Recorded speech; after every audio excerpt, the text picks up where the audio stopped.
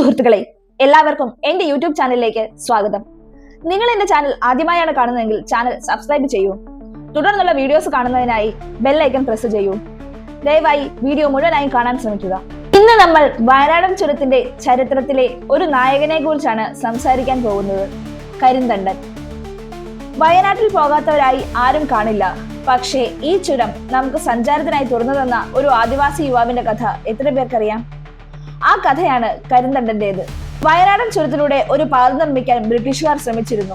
പക്ഷേ അതത്ര എളുപ്പമായിരുന്നില്ല. കാടിന്റെ വഴികളും അപകടങ്ങളും കാരണം അവർക്ക് വഴി കണ്ടെത്താൻ കഴിഞ്ഞില്ല. അപ്പോഴാണ് അവർ കരിന്തണ്ടൻ എന്ന ആദിവാസി യുവാവിനെ കുറിച്ച് അറിയുന്നത്.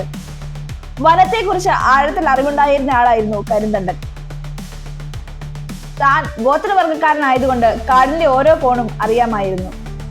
ബ്രിട്ടീഷുകാർ അദ്ദേഹത്തെ സമീപിച്ചു. പാത നിർമ്മിക്കാൻ സഹായിക്കണമെന്ന് ആവശ്യപ്പെട്ടു. കരിന്തണ്ടൻ ബ്രിട്ടീഷുകാരെ സഹായിക്കാൻ തയ്യാറായി. തന്റെ അറിവും ധൈര്യവും ഉപയോഗിച്ച് അദ്ദേഹം അവർക്ക് വഴി കാണിച്ചു കൊടുത്തു.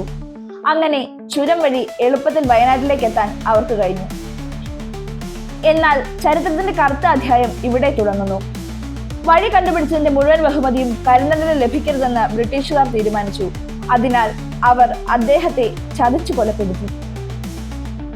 കരിന്തണ്ടന്റെ ആത്മാവ് ചുരത്തിൽ അലഞ്ഞു നടക്കുന്നുണ്ടെന്ന് പിന്നീട് ആളുകൾ വിശ്വസിച്ചു. വഴിപോക്കരെ ഉപദ്രവിക്കുന്നതായും അപകടങ്ങൾ ഉണ്ടാക്കുന്നതായും കഥകൾ പ്രചരിച്ചു. ഇതിന് ഒരു പരിഹാരം കാണാൻ ആളുകൾ ഒരു മന്ത്രവാദിയെ സമീപിച്ചു. മന്ത്രവാദി കരിന്തണ്ടന്റെ ആത്മാവിനെ ഒരു ചങ്ങലയിൽ ബന്ധിച്ച് ഒരു മരത്തിൽ തളച്ചുവെന്ന് ഐതിഹ്യമുണ്ട്.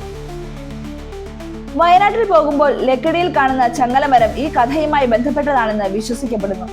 കരിന്തണ്ടന്റെ ആത്മാവിനെ തളച്ച മരമാണ് അതെന്നാണ് ഐതിഹ്യം. വയനാടൻ ചുരത്തിലൂടെ കടന്നു പോകുമ്പോൾ നമ്മൾ ഓർക്കേണ്ട ഒരു പേരാണ് കരിന്തണ്ടൻ.